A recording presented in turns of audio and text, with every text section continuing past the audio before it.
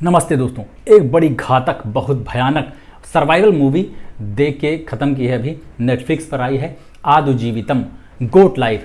पृथ्वीराज सुकुमारन इसमें lead role में है। नॉर्मली मैं सर्वाइवल मूवीज़ नहीं देखता हूं क्योंकि कमज़ोर दिल है मेरा, लेकिन इसको देखी क्योंकि इसकी बड़ी तारीफ़ सुन रखी थी। मार्च में रिलीज़ हुई थी फिल्म, अब नेटफ्लिक्स पर आई है। तब भी बहुत तारीफ़ें हुई थी कि ये तो बहुत शानदार पिक्चर है, ऑस्कर में जाने लायक है। और इसको देख के लगा कि ऑस्कर कहीं इसके लिए कोई छोटा अवार्ड तो नहीं है। मतलब इतनी बेहतरीन मूवी है ये कि इसको कोई अवार्ड जो है वो जस्टिफाई कर ही नहीं सकता। इससे ज़्यादा इसकी तारीफ़ की नहीं जा सकती। लेकिन पहले मैं इसकी बुराई कर दूं क्योंकि ये बहुत ज़्यादा हृदय विदारक है। इसमें दुख दर्द पीड़ा बहुत ज़्यादा है। एक इंसान के तिल तिल मरने और तिल तिल जीने की कहानी है ये। तो ये बहुत ज़्यादा मजबूत दिल हो आपका। ऐसे दुख दर्द देख के लोगों का द्रवित नहीं हो जाते हो जल्दी, तभी देख सकते हैं। और ज़रा से इमोशनल सीन्स पे अगर आपके आंसू बहने लगते हैं तो फिर इसको अवॉइड कीजिए। लेकिन मुझे लगता है कि अवॉइड करना सही आइडिया नहीं है क्योंकि आजकल का जो माहौल है, डिप्रेस रहते हैं लोग ज़्यादातर, जीवन से भागे हुए हैं, ठहराव नहीं रह गया है। तो ज़िंदगी से थके हुए लोगों को ये फिल्म देखनी चाहिए और इसको देखने के बाद पता चलेगा कि जिजीविषा क्या चीज़ होती है। उम्मीद की एक हल्की सी किरण, एक पतला सा धागा, उसको पकड़ के इंसान अपनी खोई हुई ज़िंदगी को कैसे हासिल कर लेता है। पृथ्वीराज सुकुमारन का काम मुझे बेहद पसंद है, इसलिए भी इसको देखना था। और देखने के बाद लगा कि क्या फिल्म है यार। इसकी तारीफ तो मैं करता ही रहूँगा। पहले थोड़ा कहानी, थोड़ा प्लॉट को समझ लीजिए ताकि पता रहे आपको किस बारे में बात हो रही है। तो नजीब नाम का एक युवक है, केरल के गाँव में रहता है। बहुत सुंदर सा गाँव है, जानते हैं वहाँ सबसे पहले मानसून आ जाता है, बढ़िया बारिश होती है। और वहीं पर नदी किनारे रहता है। उसका छोटा सा परिवार है, एक माँ है, एक बीवी है जो कि प्रेग्नेंट है, उसका बेबी होने वाला है। और ये आराम से मेहनत मजदूरी करके वहाँ पर ज़िंदगी बिता रहे हैं। लेकिन इसके दिमाग में है कि घर परिवार को अच्छी लाइफ मिल जाए, घर में बच्चा आने वाला है तो उसके लिए भी कमाई वमाई ज़रूरी है।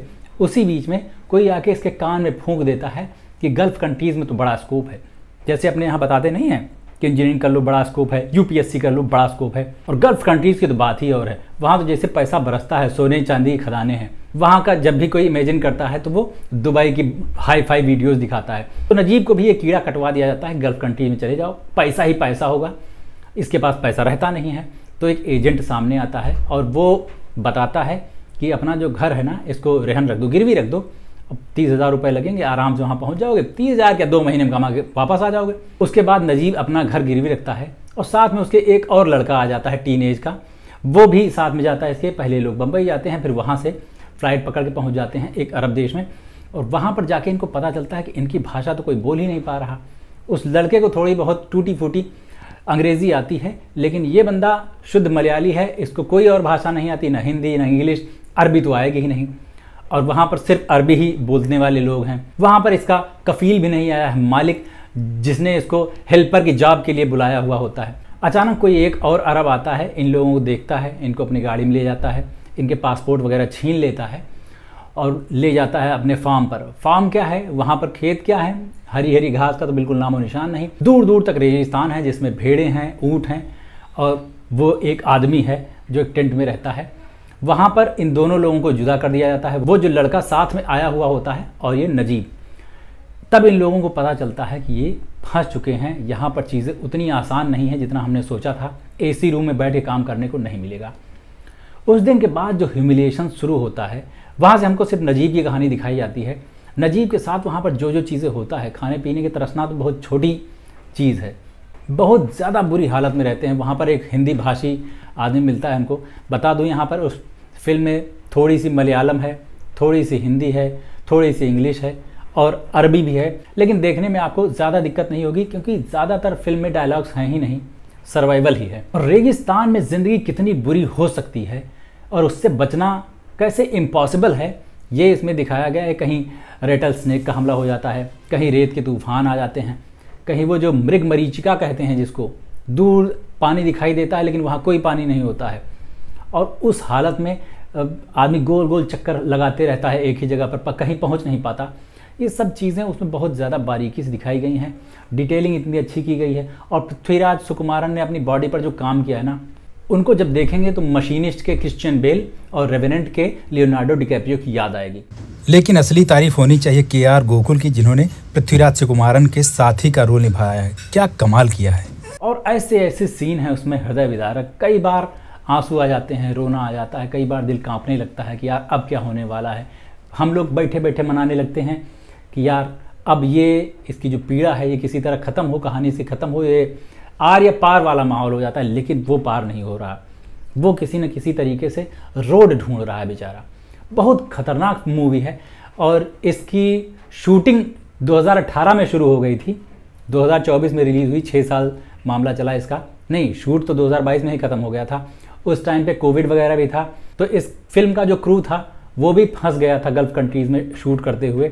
जॉर्डन और सहारा के रेगिस्तान में इसका काफ़ी हिस्सा शूट हुआ है। फिल्म 2008 के बेस्ट सेलर नावल आदु जीवितम पर बेस्ड है, और वो नावल भी गल्फ़ कंट्रीज़ में बैन कर दिया गया था, और ये फिल्म भी गल्फ़ कंट्रीज़ में बैन कर दी गई, क्योंकि उसमें पोल खुल जाती है ना कि ऐसे अरब लोग यहाँ के लोगों का पासपोर्ट छीन लेते हैं और उनको बुरी कंडीशन में रखा जाता है, और कानून भी उनका कुछ बिगाड़ नहीं सकता, क्योंकि वहाँ जो अरब है, जो अमीर है, उसके सामने किसी की चल नहीं रही। वो चीज़ इस फिल्म से निकलकर सामने आ गई कि वहाँ कानून की व्यवस्था ही नहीं है।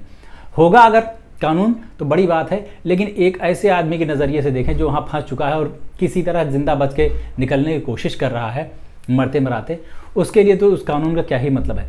तो उस नज़रिए से ये फिल्म वहाँ पर बैन कर दी गई। बाद में गल्फ़ कंट्रीज़ ने बैन हटा लिया, लेकिन कुवैत और सऊदी अरब में अभी भी बैन है। ये गोट लाइफ रियल लाइफ पर बेस्ड है, और भारत के विभिन्न हिस्सों से, केरल से ख़ास तौर से, और यूपी वगैरह में भी गाँव में देखा होगा मुस्लिम कम्युनिटीज़ के लोग तो बहुत ही ज़्यादा अरब कंट्रीज़ में जाते हैं अच्छा फॉर्चून के लिए, अच्छा पैसा कमाने के लिए। कुछ लोगों को वहाँ पे अच्छा काम मिलता है, कुछ लोगों को नहीं मिलता, और कई लोग हैं जो इस कंडीशन में पहुँच जाते हैं। इसका एक छोटा सा हल्का सा रूप हमने डंकी में भी देखा था, कुछ लोग गलत तरीके से दूसरे देशों में जाने की कोशिश करते हैं, लेकिन ये फिल्म उससे कहीं ज़्यादा आगे की है, कहीं ज़्यादा हृदय विदारक है। इसमें मासी बनाने के लिए उसको हंसी खुशी का इंतज़ाम इसमें नहीं किया गया है, और ये फिल्म ऐसी मास्टरपीस है कि सिनेमा के हार्डकोर शौकीनों को ही ये पसंद आएगी, और इसको देखने के बाद एक मैसेज क्लियर हो जाएगा दिमाग में कि अपने घर में, अपने देश में जो रूखी सूखी है उसको खाया जाए, अपने लोगों के बीच में रहा जाए, अपनी फैमिली के बीच में रहा जाए। अगर इतना पैसा नहीं है कि हम बाहर वाले किसी मालिक को ख़रीद सकें या सही तरीके से जा सकें, सही जानकारी के साथ जा सकें, तो अपने घर पे बैठे रहना बहुत ज़्यादा ज़रूरी है। लेकिन एक समस्या ये है, एक दुविधा ये है कि जिन लोगों के लिए फिल्म है, जिन लोगों की कहानी कहती है, और जो लोग अभी भी गल्फ़ कंट्रीज़ में जाते हैं ऐसी कमाई करने के लिए, बिना किसी जानकारी के बुरे फंस जाते हैं, उन तक ये फिल्म पहुंच ही नहीं पाएगी, क्योंकि ना तो वो नेटफ्लिक्स देखते हैं और ना इस फिल्म में उनको मज़ा आएगा। और सच्चाई बयान करने वाली चीज़ें अपने यहाँ वैसे भी बहुत ज़्यादा कहाँ अप्रिशिएट की जाती हैं। लेकिन अगर आप सिनेमा के शौकीन हैं तो इस फिल्म को इग्नोर नहीं कर पाएंगे। कैसा लगा ये वीडियो बताना ज़रूर, और फिल्म देख के बताना कि मैंने जो बातें बताई हैं वो सही है या नहीं। और मेरा ये चैनल सब्सक्राइब कर लीजिए। अभी चलते हैं, लौट के मिलते हैं। नमस्ते।